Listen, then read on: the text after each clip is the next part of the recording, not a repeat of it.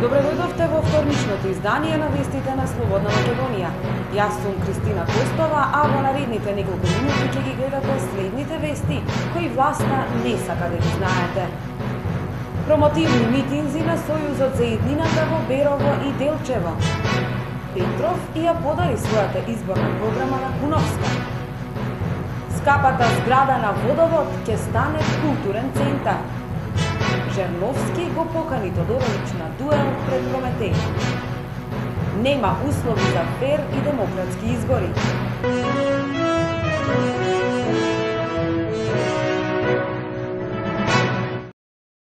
Сојузот за еднината вчера одржа промотивни митинзи во Берово и Делчево, на кои беа промовирани кандидатите за градоначалници Звонко Пеќевски и Голуб Ангелов. Пред беровчани и делчевчани своје обраќање има и председателот на партијата за целосна емансипација на ромите Самка Ибримовски и председателот на ВМРО Народна партија Љупчо Ѓоргиевски. Лидерот на Сојузот за еднината Бранко Црвенковски истакна дека Македонија од економски лидер на Балканот сега е на дното. Затоа ги повика и беровчани и делчевчани да гласаат на 24 март, бидејќи нивниот глас ќе се брои два пати, ќе заврши две работи, ќе извојува две победи. Кандидатот на Сдружената опозиција за општина Карпош, Андреј Петров, денеска ја изненади својата противкандидатка од ВМРО ДПМНЕ Јагмила Куновска, која ја посети во нејзиниот изборен штаб, па ја подари својата изборна програма.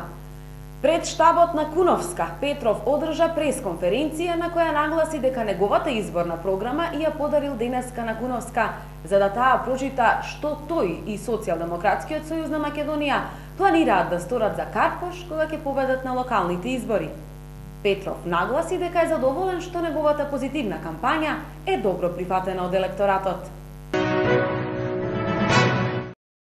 Кандидатот за градоначалник на Скопје од редовите на Сојузот за еднината денес на пресконференција посочи дека според неговата програма скапата зграда на Водовод ќе стане културен центар. Така и Скопје конечно ќе добие центар за независна култура, според урниците на Загреб и Центарот за независна култура и млади погон, но и на Метелкова во Љубљана, како и центрите во Берлин, Париз, Амстердам, Хаг и Лондон. Кандидатот за градоначалник на центар од редовите на Сојузот за еднината Андреј Жерновски денеска најави дека по неговата победа во оваа општина, жителите на центар ќе можат бесплатно да ги паркираат своите автомобили.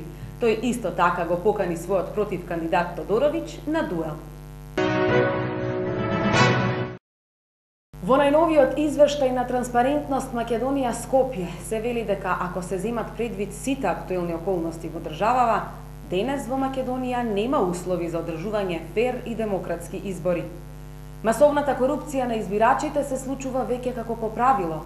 Во редните исплати, исплатите на државни обврски кои со месеци и години не се реализираат, а потоа во предизборниот период масовно се исплаќаат. Овде се и законските измени кои под разни основи, па дури и антикризни мерки, овозможуваат бенефит за граѓаните и фирмите, дури и по цена на наградување на оние кои го прекршиле законот.